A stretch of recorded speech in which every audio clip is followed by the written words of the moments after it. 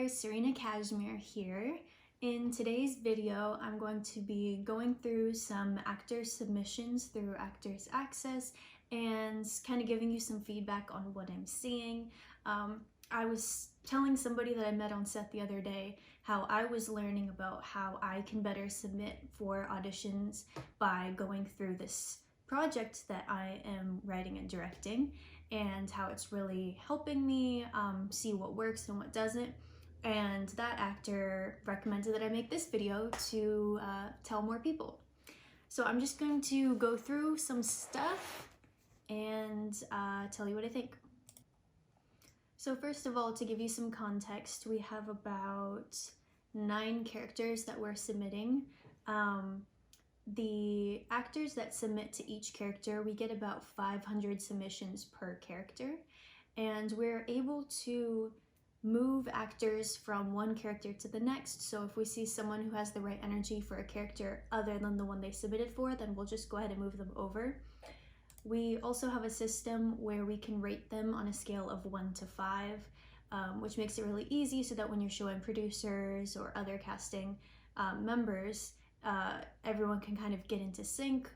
You can also put in some notes about what you saw. Makes things much easier.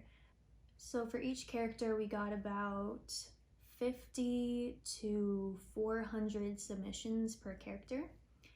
And if we go ahead and click on our first character here, we see just a list of actors. Right now I'm seeing about 4 actors across, and then it just continually scrolls down. There's 4 pages. You can rate them on a scale of 1 to 6. You can also add in notes. It shows you who has a resume, who has photos, who has a reel, and who has a slate shot, I believe it's called. Yeah, slate shot. So the first thing that I did is I used the filter to filter out anybody that didn't have their media. So if they didn't have a reel, I wasn't even interested in seeing them.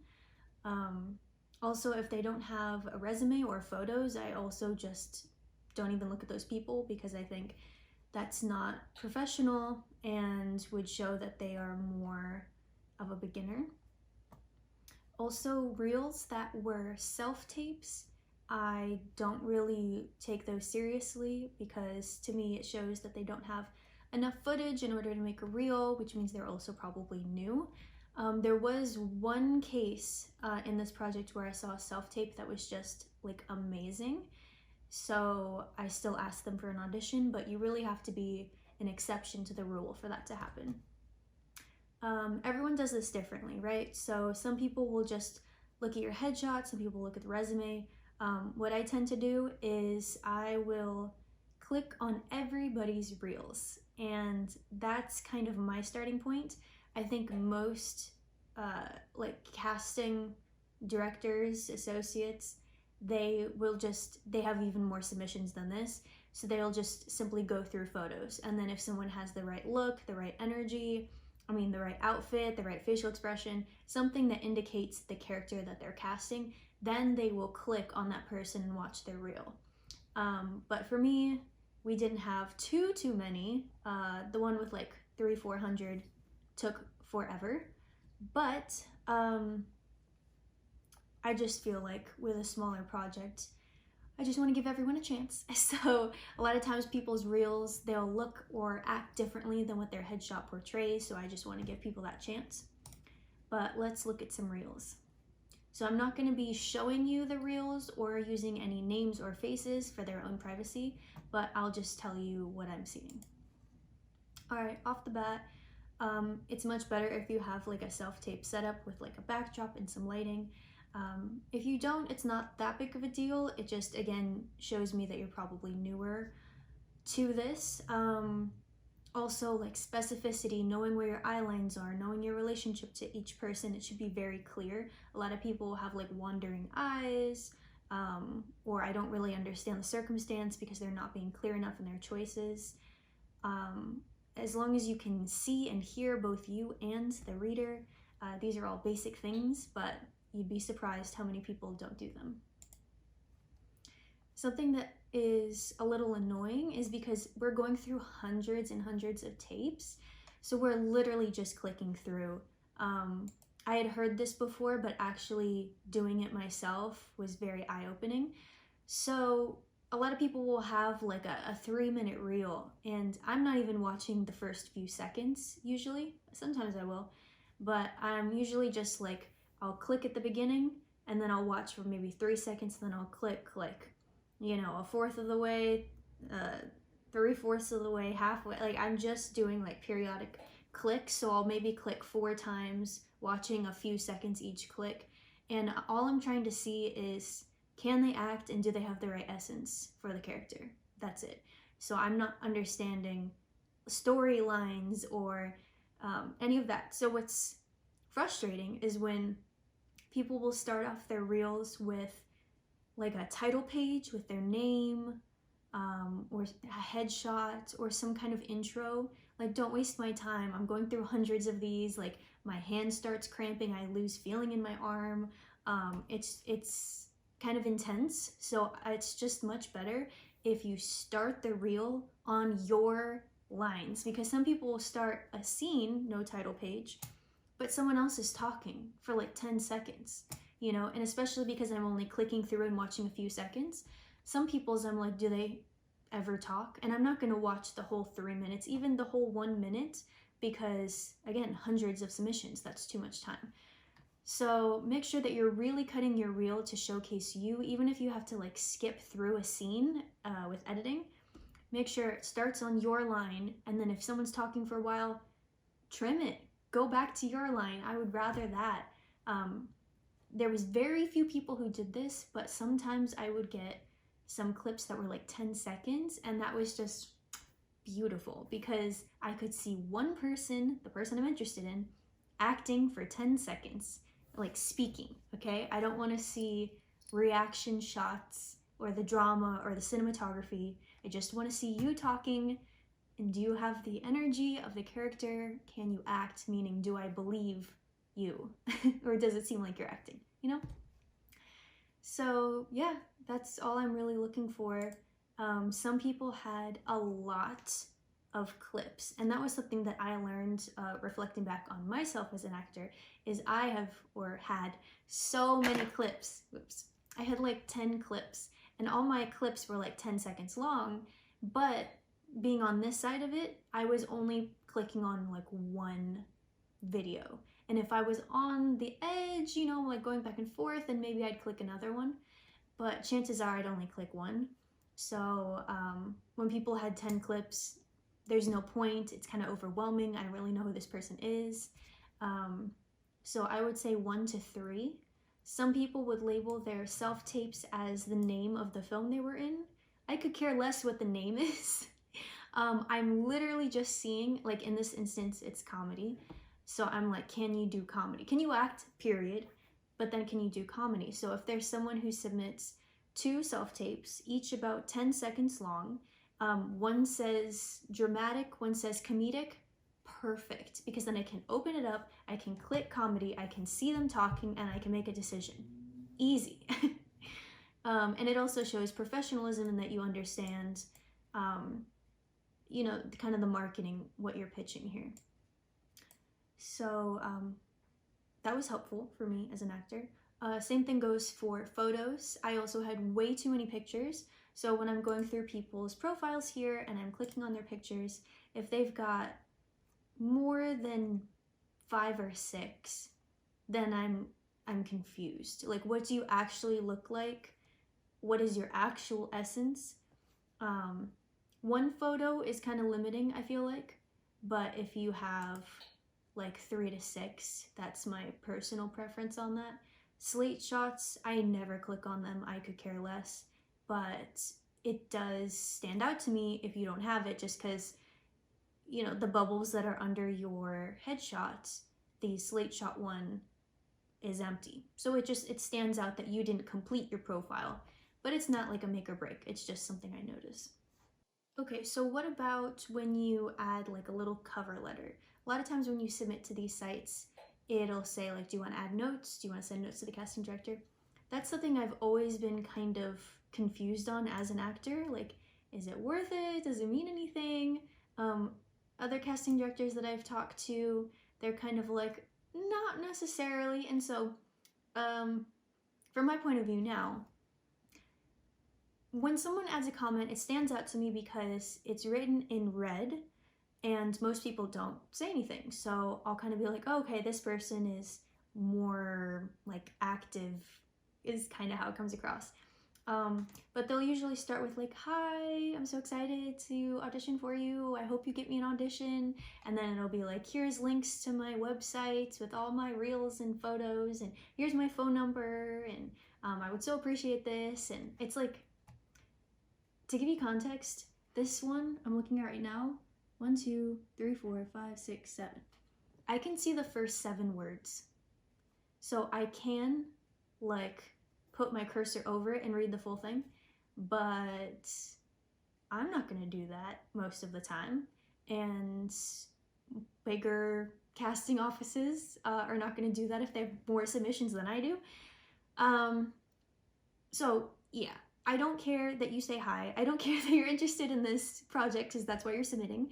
I don't care about your website, especially if that's where your headshots and reels are, because that should be on this site. Like, I get that it's expensive, totally get it. However, if I am like trying to beat the clock going through hundreds of people, I'm not about to like open a new tab and research one person. Like, it's just not gonna happen. And then like your phone number and how much you want the role, like it really just doesn't matter. What does interest me, especially in today's day, is if you just simply put vaccinated or vaccinated and boosted. That's great, easy, kind of shows industry awareness. Something else that's good is if you just put in, again, like less than 7 words, something to indicate that you are this person. So with theater, it's more about like becoming somebody new, but with acting, it's kind of like, we want to see that you have this person like in you already. Like, this potential exists today, like we can see it. So an example would be if the character roller skates, say, and you just put I roller skate, great, perfect, something that I can't already see in your reel or in your headshot. A good easy one is if it's comedy, saying improv experience, you know, just things that as the casting director is scrolling, if your picture didn't have whatever that moment was to make them stop, they'll quickly read your 3-word sentence that says, I am this person. And you're like, oh, okay, well, let me click on this, let me give them a chance. So that's great. So I would recommend doing that. I had one person for this submit a note that said start reel at 1:15, and then it says thank you.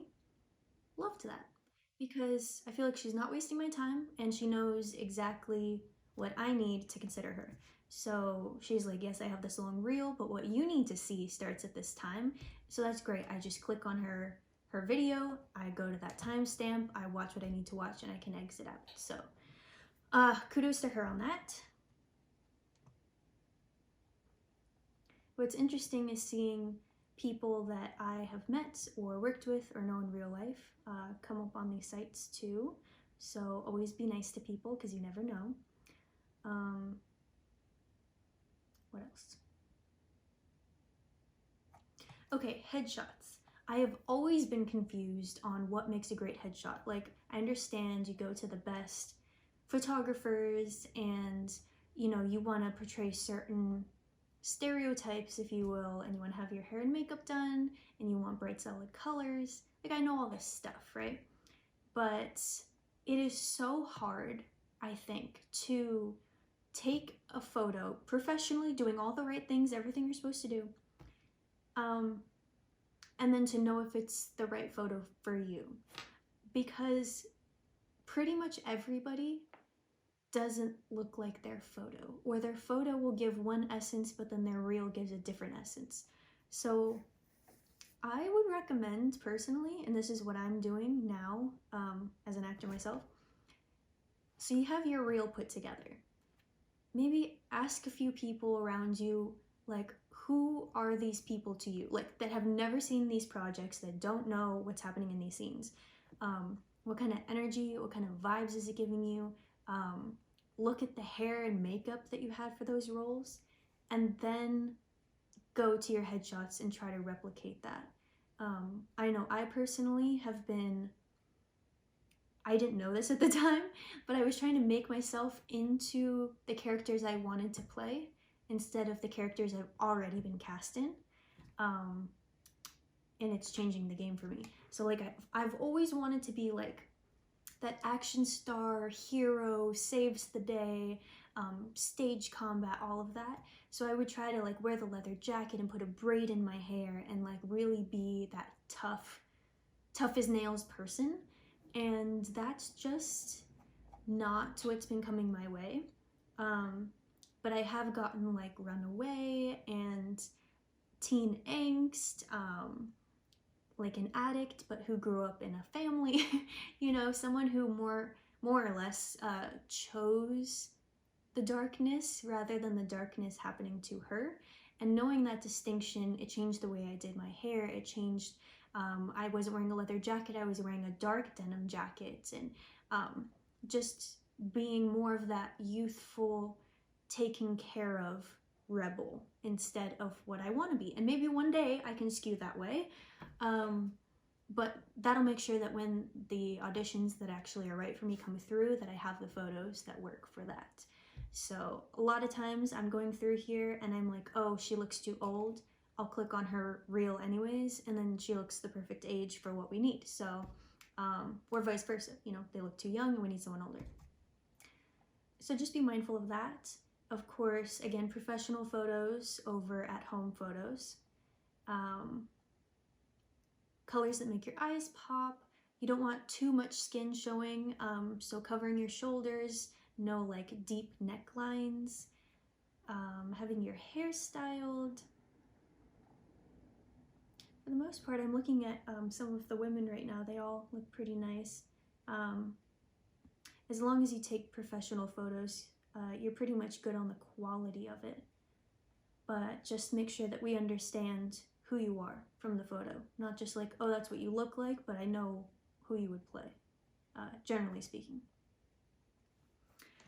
Okay, so now we're moving on to auditions. So to give you some context, each character breakdown, we had, you know, what do we have? We had like 60 to another one has about 400 submissions, right? So we get a lot of people coming through, and then we submit a handful to send us auditions. Now, we gave our actors about 4 or 5 days to turn in their auditions. I'm looking at 1, 2, 3, 4, 5, 6, 7, 8, 9, 10, 11, 12, 13, 15, 18, 20. Okay. So for this one, we had about 400 submissions. We chose 20 people to, well, actually, that's not true. I take that back. Out of 400 submissions, we picked maybe, I don't know. I'm not going to count this right now, but I would guess maybe 40 people to send in auditions. Out of that 40 or so, we got 20 people to send in tapes. So, yeah, like half the people. I'm looking at this now. Yeah, like half the people didn't send in tapes. And they made it past 500 people. Like, what are you doing? And they also had a good amount of time to do it. You know, a lot of auditions will be same day or next day, and we gave them 4 or 5 days. And we would give like 1 or 2 scenes, and each scene is like 1 to 2 pages. So it's nothing crazy. It can be done. You know, reps are always saying, turn in your auditions ASAP. And I didn't like really understand why, but now I do, at least because of how we did it, which is every day we're watching videos, so we don't have to sit down and watch them all in one sitting. But what ends up happening is the first one comes in and you're like, yeah, and you take your notes. And then maybe you get like 1 or 2 more people that first day. The second day you get like maybe 2, 3 people. And then nothing until the last day where everyone submits. So it's not a good strategy to wait till the end. Being eager, being professional, being quick, like that really does stand out. And then we have a better chance of like really sitting down and watching your full video versus immediately comparing you to the person we saw before. So it's just a better strategy. make sure you read all the instructions. You know, not everyone remembered to put everything in their slate they were supposed to. Most people will tell you to put the slate before the scenes, but personally, I preferred the slate at the end. Now, we didn't tell them what to do in that regard, but immediately going into the scenes, I got to be invested in their characters. And then at the end, I got to see in contrast, but who are they in real life? And I preferred that, because otherwise I'm seeing who you are in real life, and then it's flipping into someone else, and then I'm like, oh, like, do I trust you? Like, I think it's kind of a mental psychology thing. I don't know how other people feel about that. That's just how it came across to me, but that's how I feel. Also, when people are sending in their videos, I preferred one clip with everything edited together. Again, everyone's different. A lot of times in the audition request, they'll tell you what to do, so make sure to follow that. We weren't specific on that. And then also, I have been putting the character name underscore my name underscore the project name, and then I'll put like scene 1, 2, slate, whatever. And I thought like, oh, like they're gonna appreciate this, like I'm organized, but I disagree. Being on the other side of things, I'm looking at this and I would much prefer that to someone who just uploads it and it's all like letters and numbers. Please don't do that, it's so frustrating. But what is perfect is if you just put slate. You just put scene 1. Like, I don't need your name, I don't need your character name, because when I click on you, I'm seeing your name, I'm seeing your face, and you're already in the folder of the character that you're auditioning for. So I already have those 2 bits of information. When I see your videos, I just see a list I have to scroll down if you're submitting multiple clips. So just seeing slate, scene 1, scene 2, I'm like, thank you. Because otherwise people will send me like multiple takes of each scene, which I'll get to in a minute. But yeah, I'm clicking around just trying to find scene 1. So please don't do that. Okay, so the multiple takes thing. We did not ask for multiple takes, yet some people did it. I didn't mind if I got 2 different versions. Like if they weren't sure how far to take it, so they're like, here's the nice version, here's the mean version. Great, like that shows me range, that shows that you're creative, that you can do both things. However, I don't think there was anybody in this whole submission project for this project that gave me 2 distinct interpretations. For everyone that submitted multiple takes, some of them would say, oh, this is the type A version and this is the relaxed version. But when I would watch the videos, I did not see what they were talking about. Everyone that submitted multiple takes, it was the same thing. If I was lucky, a few words would have like a little different inflection, but no. Don't waste my time. I sound so mean, but like this is a lot.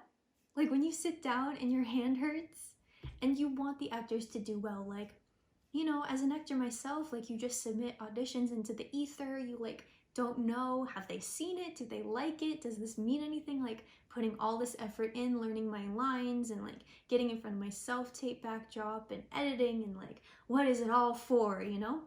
So as I'm watching actors, I want to tell them like, you're doing so great, or like, just change this one bit, or like, keep going, or it's just not for this character. Like, I want to like love on everybody because I appreciate like the effort that goes into all of this and how 500 people are submitting, but there's only one role, you know, like I totally get it. So as much as I'm like harping on do this and don't do that, like I also very much appreciated watching people's work and seeing their creativity and just appreciating the effort that goes into this lifestyle because it is wild to be an actor. Also, just want to say kudos to the people who we asked them to audition for 2 or 3 roles. I feel bad about that, to be honest. But the people that we did that for, it's because we thought they were great actors and we really wanted them to be a part of it any way that was possible. And so a lot of people, like, they would send in a self-tape a day, and each day would be a different character, and it was so helpful. So if you submitted to this project, Thank you. But yeah, even after people have submitted auditions, then we might still move them to a different character for callbacks. Anyway, I know I've been just blabbing on and on, but I hope some of this was helpful and insightful. I am open to answering any questions. If you have them, put them in the comments below. I respond to every comment as long as it's nice. If you're rude, you will be deleted. But yeah, we are gonna have callbacks soon, so if you're interested in kind of what it looks like to be casting through callbacks, then let me know. And yeah, keep trying, keep sending out your self-tapes, keep improving, getting more information, doing your best, and I will see you in my next video. Bye.